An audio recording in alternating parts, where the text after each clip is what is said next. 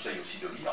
On peut encore le trouver, je pense, à Victor Ségalen, poète d'aujourd'hui. C'est chez Segers, c'est Jean-Louis Bédouin qui a fait un essai remarquable justement sur Ségalen. Donc une autre figure qui m'a beaucoup inspiré pour écrire ce livre, là évidemment, puisque j'avais écrit un autre livre avant qui s'appelle Les surréalistes et la Bretagne, donc là aussi l'itinéraire des surréalistes à travers toute la Bretagne, donc, et là c'est en fait André Breton évidemment, hein, qui était d'origine bretonne, hein, de par sa mère, et donc il venait régulièrement à Lorient en vacances, avant-guerre.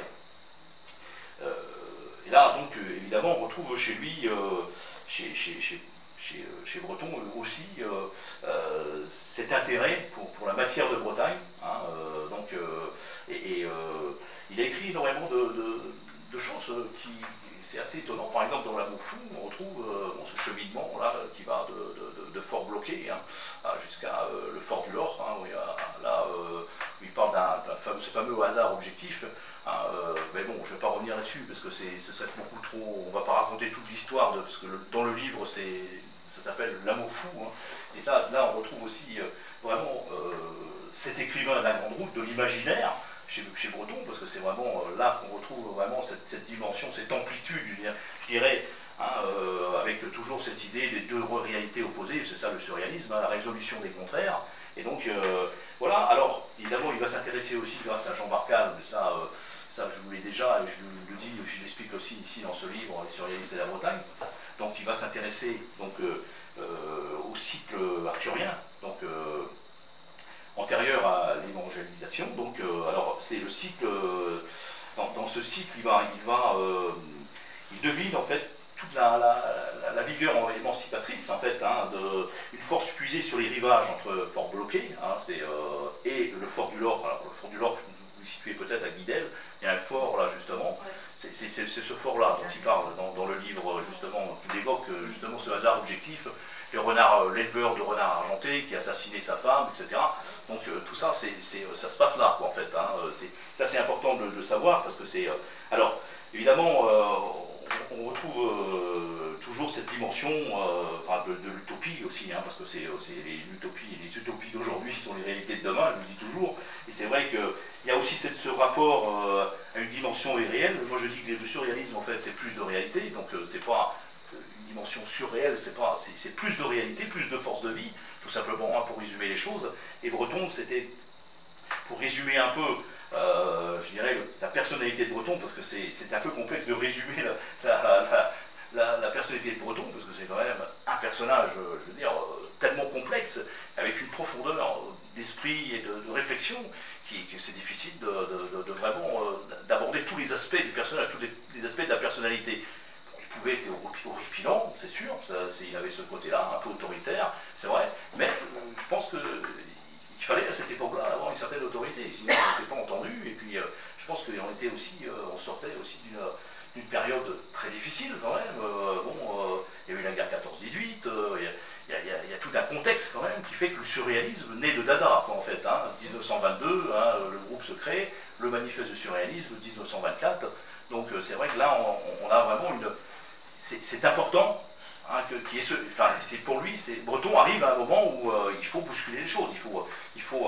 Alors donc, on retrouve aussi sa trace, et ça c'est important pour revenir en Bretagne, parce que c'est ce qui nous intéresse dans l'homme de l'écume, c'est sortir en fait des surréalistes de leur milieu qui est celui de la vie, de la grande ville, parce que c'est un mouvement qui est quand même né à Paris, et qui par excellence est urbain, quoi, hein. Donc moi je l'ai sorti en fait de son contexte urbain, et donc je me suis dit que la trace des surréalistes, il y en avait partout, et notamment sur beaucoup de rivages. Donc là on parlait de Fort Bloqué à Guidel, mais aussi à l'île de Sein. Mais ça, ils ont connu l'île de Sein, Jacques Prévert, et ils ont connu l'île de Sein grâce au peintre Yves Tanguy, qui les a amenés à l'île de Sein, en fait. Et là, il y a eu un certain nombre de travaux qui ont été réalisés, justement, sur des épluchures à partir d'épluchures de pommes de terre. C'est assez fou. Mais on retrouve ça sur un site, d'ailleurs, un site qui a été créé autour du fonds André Breton. Hein. Et donc là, il y a énormément de travaux qui ont été réalisés, donc, justement à partir d'épluchures de pommes de terre. Hein.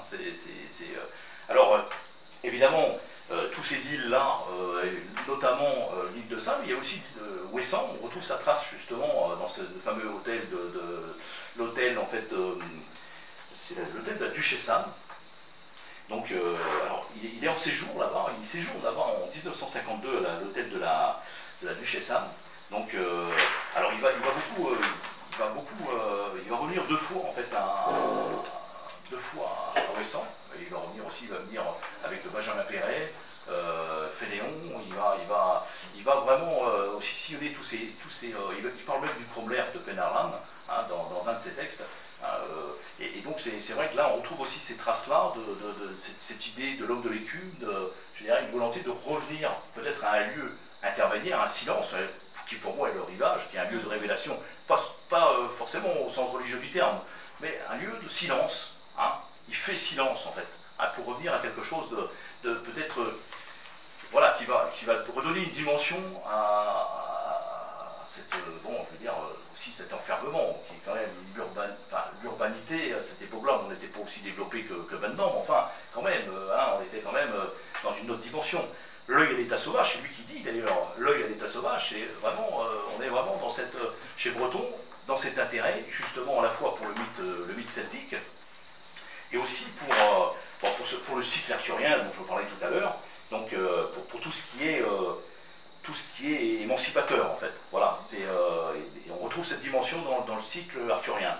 Donc, alors un autre personnage qui m'a beaucoup inspiré aussi pour écrire ce livre, donc c'est Kenneth White. Là il vient de sortir un autre livre qui s'appelle La mer des Lumières, c'est plutôt un récit, mais la plupart du temps, en tout cas, Kenneth White et surtout dans les travail depuis déjà pas mal d'années maintenant autour de son travail autour de la géopoétique en fait. Hein. Donc ce rapport à la terre, ce rapport au lieu, ce rapport à la géographie en fait. Donc c'est vrai qu'effectivement le surréalisme,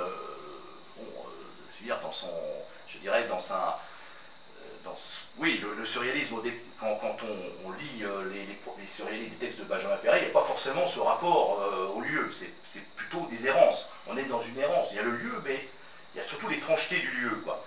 Je me suis dit que, bon, il y avait peut-être quelque chose à trouver. Alors, évidemment, cette grande figure de Kenneth White est arrivée justement dans l'essai. Et donc, là, quand on chemine dans l'œuvre de Kenneth White, bon, on est vraiment toujours saisi un peu par cette éclaircie. On a vraiment tout d'un coup l'impression d'une éclaircie hein, dans le ciel de la pensée, parce que c'est vrai qu'il y a très peu de phares qui s'éclairent aujourd'hui dans le monde. Donc, il y a quand même les poètes et les penseurs qui sont là pour éclairer les choses. Alors on est vraiment dans cette idée de l'espace ouvert, hein, donc les grands champs d'affinité dont il parle, hein, les affinités extrêmes, hein, donc il évoque aussi les figures des explorateurs des limites, et là tout à l'heure on parlait de Saint-Paul-Roux et de Ségalène, il fait partie vraiment de ces explorateurs des limites. Alors il y a ces lieux whitiens qui sont très... alors il y a la force des vagues, il y a la force des éléments, il y a vraiment toutes les forces telluriques.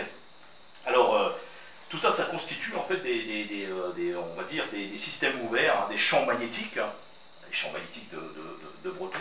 Hein, donc, où les choses se percutent, où il y a vraiment quelque chose il y a un mouvement, quoi. Il y a quelque chose qui se passe.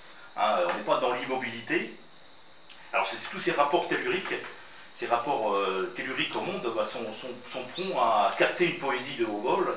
Et aussi à diversifier toutes les relations, les enrichir, et c'est ce que j'essaye d'aborder dans ce livre, hein, c'est diversifier, créer du mouvement, et l'écume est là pour créer le mouvement, et pour voilà, donner un sentiment de fraîcheur, voilà, de fraîcheur, on en a besoin, hein, je veux dire, dans la pensée aujourd'hui, on a l'impression qu'on est vraiment une espèce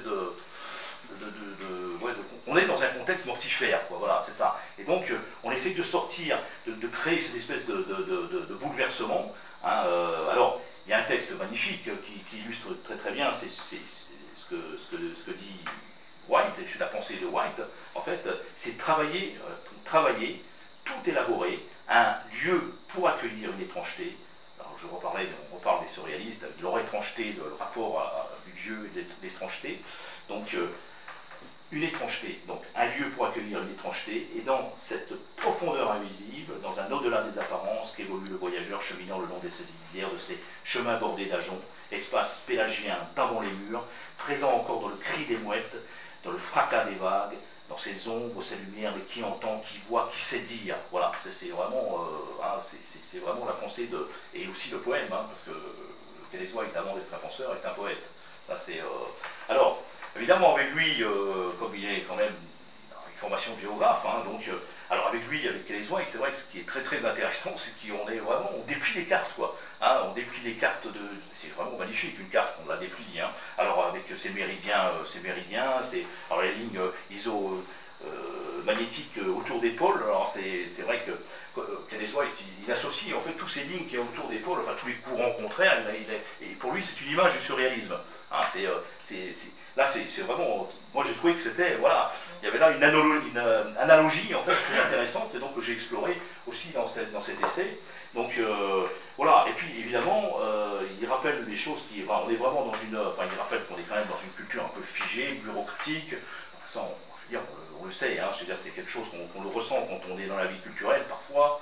Bon, on sent que bon, il y a, mais ça fait partie de, je sais pas, je vais pas donner mon avis là-dessus. Hein, pour moi c'est clair, il faut du mouvement et il faut de l'imaginaire, et pas seulement, on n'est pas dans une fuite forcément. Une fuite dans l'imaginaire, mais un mouvement qui consiste à changer de lieu. On est vraiment avec Kelly White, on change de lieu, et le lieu, et aussi, c'est le lieu où la pensée jaillit. Il y a un jaillissement de la pensée dans ces lieux. C'est ça qui fait que cet homme de l'écume, ben, il est là, il est quelque part, il est vraiment d'un rapport très poreux à tout ça. C'est ça qui vraiment m'intéresse, c'est d'avoir ce rapport-là au lieu. C'est-à-dire qu'on est vraiment perméable, et c'est le lieu de la sensation. On dit aussi que, je veux dire, dans la pensée extrêmement orientale, que le vide est plein de sensations. C'est vrai qu'effectivement, on peut penser ça, hein, que le vide est plein de sensations, mais pour nous, le vide est souvent synonyme de désastre, de désespoir, voilà. Donc, dans la pensée orientale, c'est autre chose. Donc, on retrouve aussi cet intérêt pour la pensée orientale qu'on retrouve aussi chez les surréalistes. Donc, voilà, un autre texte de Kelly White, et qui est magnifique aussi, qui est extrait d'un livre qui s'appelle Atlantica, qui est vraiment un recueil d'une belle dimension, hein, qui vraiment c'est toute la puissance de l'Atlantique qu'on sent battre dans ses poèmes. Une fois encore, j'ai senti dans mon crâne cet espace comme une ivresse, mais cette ébriété-là était plus froide et plus claire que celle qui sort d'une cruche. C'est pour cela que j'ai vécu et pour cela que je veux vivre. Jusqu'au jour où je serai jeté dans le creux des vagues sur lequel je dansais. Voilà, ça c'est magnifique, c'est un extrait d'un poème, mais bon, j'aurais pu le dire entièrement, mais bon, on est là aussi pour se rencontrer, pas jusqu'à 10h, 11h du soir. Donc j'ai été obligé d'abréger, mais ça donne c'est un extrait magnifique. Je vous conseille d'aller lire ce texte, qui n'est pas une poésie du tout abscon, c'est une poésie qui respire, qui touche, qui est vraiment dans... Voilà, ce qui donne une belle intériorité, mais aussi dans un beau dehors, en fait. Voilà, et on est vraiment dehors avec Kelly White. Et donc, voilà, on est vraiment là dans une recherche aussi d'un langage sensuel, dont le poète des Lisières résulte, hein, en quelque sorte. Hein. Alors, il aborde en fait aussi ces espaces d'amoindrissement où le sable devient une réalité silencieuse, hein, ces espaces, ces estrands, ce rivage. Hein, alors, évidemment, il fait en sorte de faire surgir vraiment toutes ces sensations, d'éviter tout l'alourdissement en fait du lieu, en fait de sortir du général en fait tout simplement quoi, hein, pour entrer vraiment dans un espace vraiment puissant, tellurique, avec tous les forces telluriques, les quatre éléments hein, qui sont là présents. Donc alors c'est autour de ce cheminement donc de l'homme de la grande route et de l'homme de l'écume hein, dont on essaye d'appréhender un peu la géographie intérieure. Hein, alors c'est aussi celui des contrées secrètes, hein, donc avec ce poème-là aussi qui est magnifique, un lieu neuf, une clairière, nous dirons Atlantica, un souffle, une ampleur, il y a toujours quelque chose qui nous entraîne et qui nous emporte dans une dimension, je dirais, une belle amplitude. Hein, alors le surréaliste des grèves, parce qu'il existe là maintenant, le surréaliste des grèves, il n'existait pas avant, et depuis que cet essai a été écrit, il existe. Donc, alors c'est ce quêteur d'infini, il est vraiment dans une dimension de l'infini, les hauts lieux de l'esprit, les Bretons les appelaient comme ça, les hauts lieux, hein. Il y en a d'autres ici, les hauts lieux, il y a la cabane d'Hippolyte, qui est un haut lieu, enfin il y a la grève de Kerfani, qui est un haut lieu, parce que je sais qu'il y a des gens qui viennent de Kerfani, voilà, les Bretons, ils considéraient qu'il y avait des lieux comme ça, qui étaient, et le manoir, parce qu'il est venu rendre visite à Saint-Paul-Roux, le manoir était vraiment, fait aussi partie, les manoirs, les lieux secrets font partie chez les surréalistes, les bâtisses que Julien Gracq utilise aussi dans ses romans, hein, des lieux d'étrangeté, où il y a une étrangeté. Ça c'est des lieux très forts, je trouve ça vraiment... Alors chez lui, on retrouve, chez Kelly-White, on retrouve ça aussi, on retrouve tous ces promontoires, ces rivages, ces chaos de roches, hein, alors il chemine, donc il est vraiment... en fait, c'est l'homme de l'espace sable, en fait. Il est vraiment dans cette idée de l'espace sable, et comme on est vraiment ici dans une proximité, dans une lisière aussi du monde, je trouve que, voilà, on peut adapter tout à fait le surréalisme des grèves, on peut tout à fait parler de surréalisme des grèves, pardon, donc sans problème, mais sans aucune... Alors, évidemment, chez Kelly-White, il y a toujours cette brèche ouverte, hein, ce trou dans le gruyère, comme on dit, hein, je veux dire, c'est... dans la réalité qui n'est pas poreuse, il y a toujours un trou de souris, on peut s'échapper, hein, c'est comme le prisonnier, hein, je pense à Mandela par exemple, quand il était enfermé pendant tant d'années, il a survécu parce qu'il y avait ce trou dans le gruyère, sinon il n'aurait jamais pu respirer, il n'aurait pas respiré. Et donc voilà, et donc là, en fait, je trouve que chez Kelly-White, il est vraiment un peu au-delà des truismes, il est vraiment au-delà de toute cette pensée occidentale un peu, bon, enfin, voilà, c'est le harnais de la pensée occidentale, on est toujours en train de tirer, quoi, plutôt que de lâcher, quoi.